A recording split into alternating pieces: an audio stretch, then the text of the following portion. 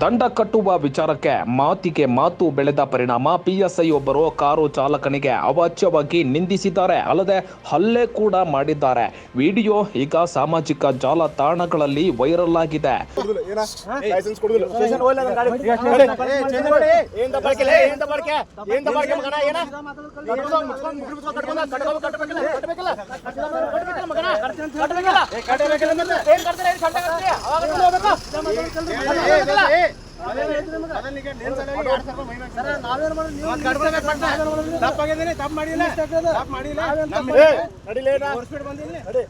ವಿಜಯಪುರದ ಬೇಗಂ ತಲಾಬ್ ರಸ್ತೆಯಲ್ಲಿ ಈ ಘಟನೆ ನಡೆದಿದೆ. ಕಾರು ಚಾಲಕನ ಜೊತೆ ಟ್ರಾಫಿಕ್ ಪಿಎಸ್ಐ ನಿಖಿಲ್ ವಾಗ್ವಾದ ಮಾಡಿದ್ದಾರೆ. ಬೇಗಂ ತಲಾಬ್ ರಸ್ತೆಯಲ್ಲಿ ಅತಿ ವೇಗವಾಗಿ ಬರುವ ವಾಹನಗಳಿಗೆ ದಂಡ ಹಾಕುವಾಗ ಈ ಘಟನೆ ನಡೆದಿದೆ.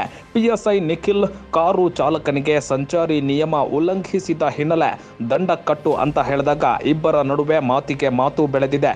ಅಷ್ಟೇ ಅಲ್ಲದೆ ಈ ಸಂದರ್ಭದಲ್ಲಿ ಪಿಎಸ್ಐ ನಿಖಿಲ್ ಕಾರು ಚಾಲಕನಿಗೆ ಅವಾಚ್ಯವಾಗಿ ನಿಂದಿಸಿದ್ದು ಅಲ್ಲದೆ ಹಲ್ಲೆ ಕೂಡ ಮಾಡಿದ್ದಾರೆ. ಸ್ಥಳದಲ್ಲಿಯೇ ಇದ್ದ ಸಾರ್ವಜನಿಕರ ಮೊಬೈಲ್ ಫೋನ್ನಲ್ಲಿ ಈ ವಿಡಿಯೋ ಸೆರೆಯಾಗಿದೆ.